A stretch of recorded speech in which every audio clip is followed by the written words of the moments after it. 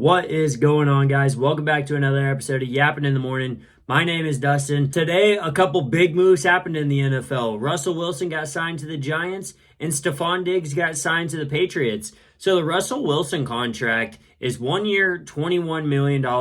Honestly, I feel like this is a great move for the Giants. Is he going to be the future of the franchise? No. But does this help the situation at hand for the Giants? Yes. The Giants were they were handcuffed to having to take a quarterback in the first round if they stuck with Jameis Winston. So the fact that they went out, still signed Russell Wilson, that kind of opens up what you can do in the first round. And I think that makes it a great move. So if they want to take a project quarterback in the second or third round or however many rounds deep, whatever, I think Milroe is a great option. Kyle McCord probably goes to like round 5. I think that's a great option. Tyler Show's a name that's been thrown out. But I do think that this opens up a lot of options. And people act like Russ played just terrible last year. He, in 11 games, threw for 2,500 yards, 16 touchdowns, and only like a handful of interceptions. He had a 95.6 QBR. I really feel like that he just got so much hate for not a whole lot of reason. And $21 million for a 1-year bridge quarterback that can go out and win you some ball games, yeah, I think that's a great move. What do I want the Giants to do? As a Giants fan, I still think at 3, I really think you still have to buckle down and take a quarterback. If one falls to you at 3, if it's either Cam Ward or Shadir Sanders, if they don't go 1 and 2, there's really no choice but to take the guy at hand, because those two, I think, are going to be good NFL quarterbacks. I do think that they are going to be the ones that pan out. The ones that might not pan out, like Jackson Dart if he gets drafted, Jalen Milroe if he gets drafted in the first round, those are guys that might not pan out, that are going to be considered a reach if you take them at 3. So, I think like I said, either those two guys is up there, you kind of have to take them. But other than that, I think the Giants should just draft a weapon, maybe draft Travis Hunter, Abdul Carter, beef up that defense a little bit more. But Travis Hunter, Malik Neighbors, Wan'Dale Robinson, Tyrone Tracy, Russell Wilson, the Giants kind of have an offense that can put up numbers. It's going to be a completely new look offense, and I think it could be a lot of fun. And Giants fans right now are overreacting to the signing, saying that we're going to be stuck in quarterback purgatory forever. I don't know what else you're really wanting. I think this is a great signing. Russell Wilson wanted to be a Giant. It seems to be a great marriage. They're already meshing along. I think he just needs to pass his physical, and he's going to be a Giant. So, I'm happy to have him on board. Giants country, let's ride, baby. All right, now let's get into the Stefon Diggs to the Patriots signing. 3 years, $69 million. The Patriots do have an out because he's only guaranteed like $26 million. I'm not sure where the out is, but I think this is a crazy overpay. So, yes, it is. The Patriots needed a wide receiver 1, so I understand why they would go out and spend money for Stefon Diggs. I just don't know why it's this much money. He's coming off an ACL injury. This is his 4th team. Not that that's a bad thing, but most of the time you don't see wide receivers getting a giant pay raise going into their 4th team, coming off probably, how many knee injuries has he had? This might be his first major one, but I know he's been banged up a little bit. But I just feel like this is kind of I feel like it's a reach. I feel like they could have attacked the wide receiver 1 position in the draft, and that's kind of what I thought they were going to do.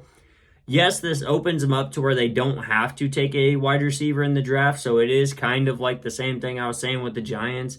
But I still think that they really need to go out. They still need to, if the Giants don't take Travis Hunter's there at 4, you take Travis Hunter.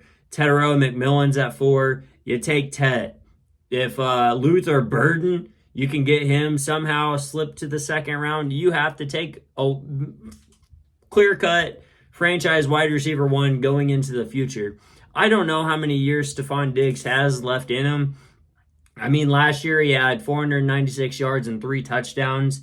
how many games did he play? 8 games. So, I mean, it's not bad. He averaged like 60 some odd yards a game. It's not the Diggs that is the dominant Diggs, the 80, 90, 100-yard games every single week. He's just not that anymore. And maybe he gets to that level again with the Patriots, but for how long? I just don't see the 3-year span that the Patriots are seeing. Maybe that's why they have an out in his contract.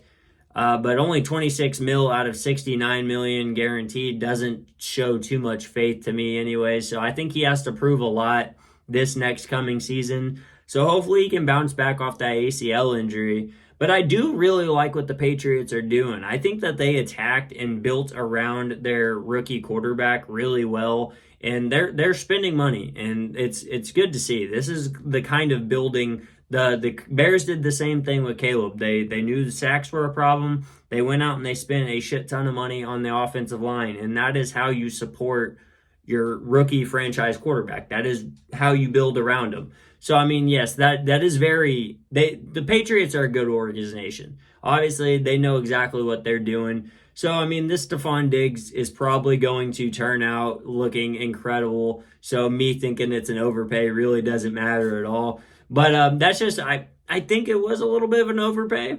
I hope Diggs proves us wrong. I think Stefon Diggs' fantasy value is higher than it's ever been. He is the clear-cut wide receiver 1. He doesn't have to fight for targets with Nico Collins or Tank Dell. Obviously, Tank Dell probably won't play for next season. But that was kind of a shitty situation for him last year.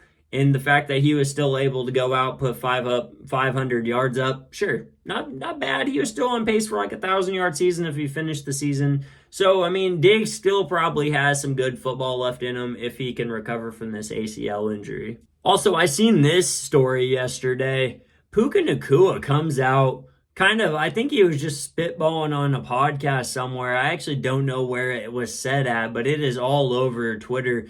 Puka Nacua wants to retire by the age of 30. He said he thinks of like players like Aaron Donald who went out, accomplished it, and retired young. So if you have Puka Nacua in your dynasty teams, it might be time to trade him. I think he wants to settle down, have a family. He said he wants to have like 5 kids, settle down, and retire by the age of 30. So that is terrifying if you own that man in dynasty. Also, big news, the Browns are trying to move out of their number 2 draft spot. So, I mean, that's kind of scary if the Giants are needing a quarterback. The Browns don't want one. So if they trade back with, say, like the Jets, let the Jets take Shadir Sanders or Raiders take Shadir Sanders, that kind of has... The Browns really kind of are holding the key to the Giants' draft choices here. So if they trade out day of, somebody jumps the Giants to take Shadir, that kind of handcuffs the Giants to having to take Travis Hunter or Abdul Carter, which is not a bad thing. Like I was saying, that's actually probably best case scenario for the team overall. Like, those guys are absolutely fucking incredible at football. So I think that's actually going to be all right. But the Browns wanting to move out of the second spot is kind of a scary situation in my mind. I think that's just, it kind of handcuffs the Giants, and I don't really want that to be the situation my team is in. So yeah, guys, like I said, today we had a short episode. I only had a few topics I wanted to tackle. If you enjoyed, make sure to drop a like. If you are new, definitely make sure to hit that subscribe button, and I'll see you guys next week in the morning.